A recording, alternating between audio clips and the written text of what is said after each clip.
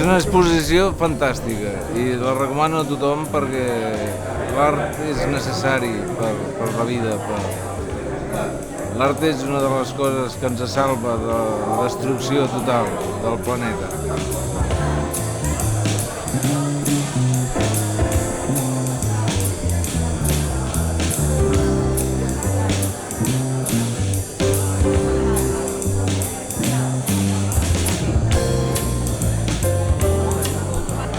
Jo coneixo els mitos d'una època molt clàssica, no? De l'Emília. Quan vaig pujar al camió per anar al quartel que ens enviaven, vaig veure una sèrie de tios i vaig veure els ulls d'en Mitos, no? I em va semblar que amb el Mitos no havia de ser mi. Però m'agradava el personatge del seu punt de surrealisme que té, absolut. I el seu porte així d'home elegant, no? Aristocràtic, no?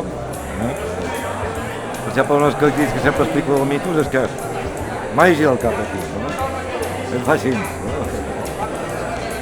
Des del punt de vista intel·lectual era molt irònic i molt fi, cosa que no era. Jo soc un hiperactiu, però no tinc la finura que té ell de l'observació, de poder contestar amb una frase exacta, de captar la visió de la gent, no? Una mica són els seus quadros, no? Aquesta capacitat que té de captar aquesta ironia que li va perfecta, no es pot fer d'aquest quadre.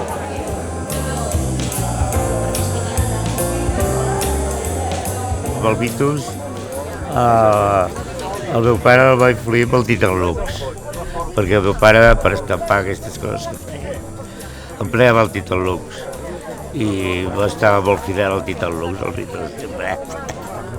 El que fa és original, però alguna influència també deu tenir.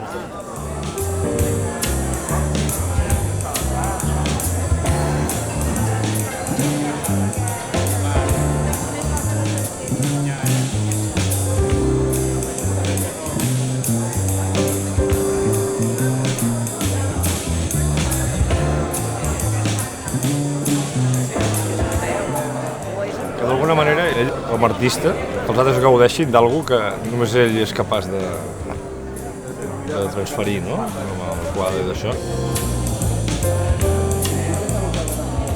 Vaig conèixer una gent que muntava una galeria al Born. Jo els vaig presentar tota una sèrie de gent, de dossiers, i es van quedar amb el Mitos. I va ser l'única exposició que li vaig muntar, o sigui, de marxar amb poc, La gent el troba molt naïf, però a part de naïf, els temes són màgics, tots els seus personatges, tots els seus elements, no?, que hi ha als quadres, no?